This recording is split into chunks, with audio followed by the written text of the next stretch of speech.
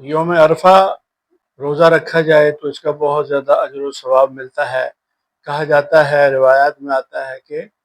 پورے سال کے گناہ معاف کر دیے جاتے ہیں۔ تو خیر یہ فضائل کے جو باتیں ہوتی ہیں ان میں کچھ ایسی ترغیب دی جاتی ہے، فضائل کے حوالے سے ضعیف احادیث یا ضعیف روایات کو بھی قبول کر لیا جاتا ہے کیونکہ اس میں ترغیب دی جاتی ہے۔ لیکن بہرحال جو صحیح بات ہے وہی کرنی چاہیے، جو قرآن اور سنت کی روشنی میں جو صحیح مسئلہ ہے۔ خیر بہرحال ہمارا یہ موضوع نہیں ہے، بل اس میں یہ ہے کہ اگر روزہ رکھا جائے، یہ جو عشرہ ہوتا ہے ذی الحجہ کا، اس میں 10 سے پہلے پہلے جتنے بھی روزے رکھ لیے جائیں انشاءاللہ اس کا اجر و ثواب ملتا ہے۔ لیکن 10، 11، 12، 13 یہ 4-5 دن جو ہے یہ روزہ رکھنا یہ گناہ ہے، گویا کہ یہاں اس میں روزہ نہیں رکھا جا سکتا، اس لیے کہ یہ عید کے دن ہے، یہ خوشی کے دن ہے، یہ ضیافت کے دن ہے، یہ کھانے پینے کے دن ہے۔ اسی طرح عید الفطر کا دن ہے، اس دن بھی روزہ رکھنا منع ہے، حرام ہے۔ یعنی کوئی شخص نفلی روزہ رکھنا چاہتا ہے تو عید کے دن روزہ نہیں رکھ سکتا۔ اسی طرح عید الاضحیٰ کے دن بھی نہیں روزہ رکھا جا سکتا، اور اس سے آگے 3 دن تک جتنا بھی قربانی کے ایام ہوتے ہیں تو ان دنوں میں روزہ نہیں رکھا جا سکتا۔ ایک ہمارے یہاں غلط فہمی پائی جاتی ہے کہ جی وہ روزہ افطاری جو ہے وہ قربانی کے گوشت کے ساتھ کرنی ہوتی ہے، عید والے دن روزہ ہوتا ہے۔ بس یہ غلط العام ہو جاتی ہیں بعض باتیں، وہ سمجھنے میں فرق لگ جاتا ہے۔ اصل بات یہ ہے کہ جیسے کہ عید الفطر جس کو رمضان المبارک کے اگلے دن آتی ہے، جب رمضان المبارک ختم ہوتا ہے شوال، یکم شوال کو، تو اس میں سرکار دو عالم صلی اللہ علیہ وسلم کی طرف یہی منسوخ کیا گیا ہے کہ آپ میٹھی چیز کھجور، اس دور میں سویاں ہوتی نہیں تو کھجور ہی نوش فرما کر آپ عید گاہ کی طرف تشریف لے کے جاتے تھے۔ تو اس میں یہ ہے کہ یعنی یہ کوئی فرض بھی نہیں ہے، واجب بھی نہیں ہے، سنت بھی نہیں ہے، ایک مباح سا عمل ہے۔ اگر آپ عید والے دن، یعنی روزہ نہیں اس کو کہنا، روزہ کہا تو پھر تو غلط ہو جائے گا، ناجائز ہو جائے گا۔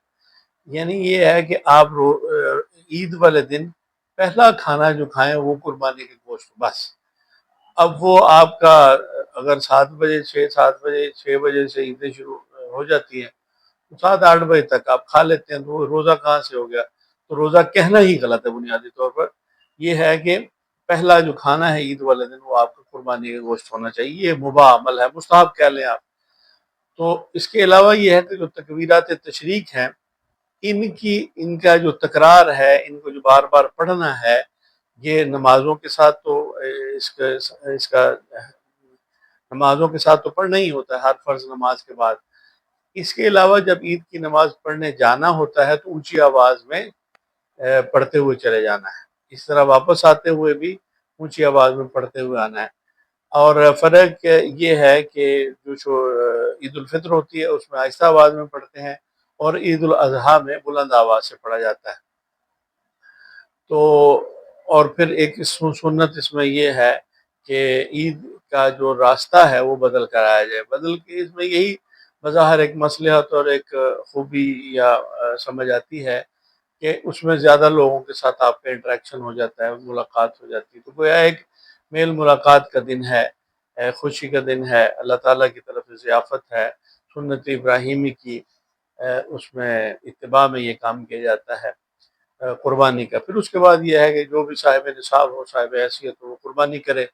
قربانی خود اگر جو قربانی کرنے والا ہے وہ خود اپنے ہاتھ سے اتنی ہمت رکھتا ہو، بعض لوگوں کا دل تھوڑا ہوتا ہے وہ نہیں کر پاتے تو پھر ہاتھ رکھ لیتے ہیں یا ہاتھ لگا لیتے ہیں، تو اس کی اتنی ضرورت نہیں ہے۔ بسم اللہ اللہ اکبر کہہ کر یہ جو قربانی چھری پھینی ہے اس کا جو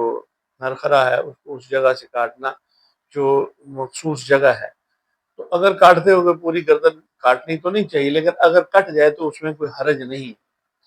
اسی طرح اس میں پاک صاف کپڑے نئے ہوں تو بہت اچھا ہے، نئے نہ ہوں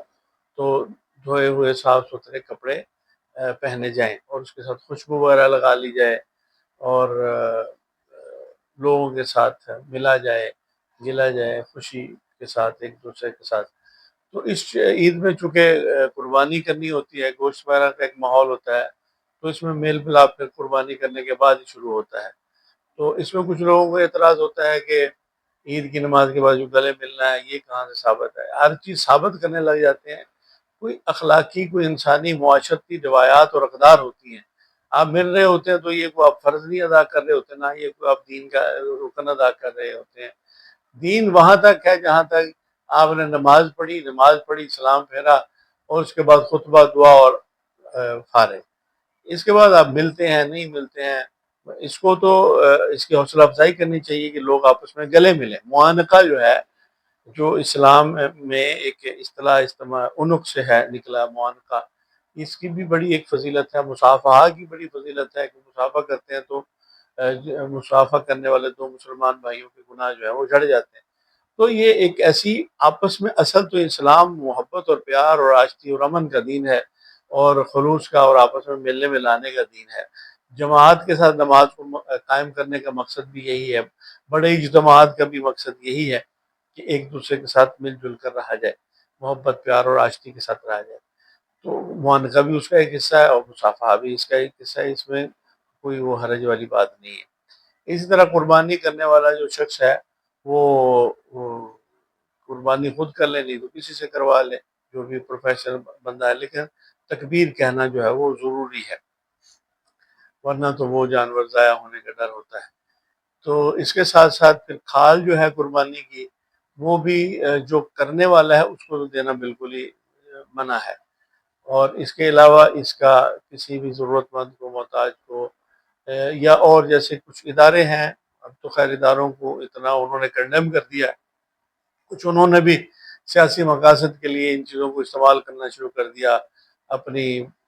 جو سیاسی شہرت کے لیے، سیاسی مقاصد کے لیے۔ بہت سارے بڑے شہروں میں بڑی تنظیمیں جو ہے، جو بندوق کے زور پر یا اپنی اس کسی اس زور پر اس طرح کی کھالیں اکٹھی کر کے پھر ان کو اپنے مقاصد کے لیے استعمال کرتے ہیں۔ تو بیسیکلی تو یہ ضرورت مندوں کا حق ہوتا ہے، ضرورت مندوں کو، محتاجوں کو دے دیں گے۔ تو کسائی کو بھی اس صورت میں کھال دی جا سکتی ہے کہ اس کے جو کاٹنے کا، گوشت بنانے کا معاوضے کے طور پر نہ دی جائے، بلکہ اس کو دے کر اس سے معاوضہ لے لیا جائے، طے کر کے یہ چیز ہونی چاہیے۔ مدارس کو جو کھالیں دی جاتی ہیں تو اس کا بنیادی یہی مقصد ہوتا ہے کہ اس میں کچھ اساتذہ کی تنخواہ میں اس کی جو ضرورت ہوتی ہے، پھر اس طرح جو مسافر بچے ہوتے ہیں ان کے کھانے پینے کا انتظام اور اہتمام ہوتا ہے،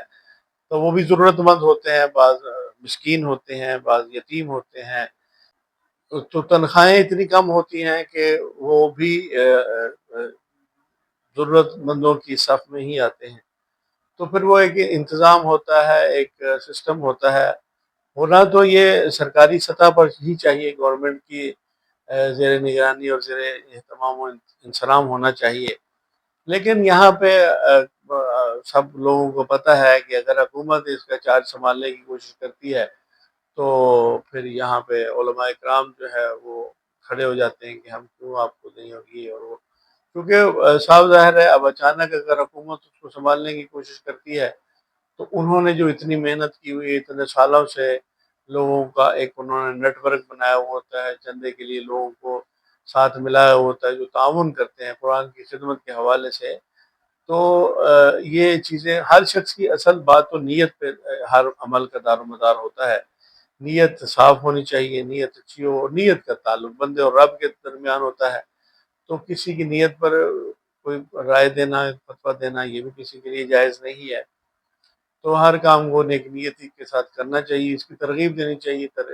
اور اس کے ساتھ اگر کوئی اس کو اس طرح سے نہیں کرتا تو وہ اس کے رب کا معاملہ ہے۔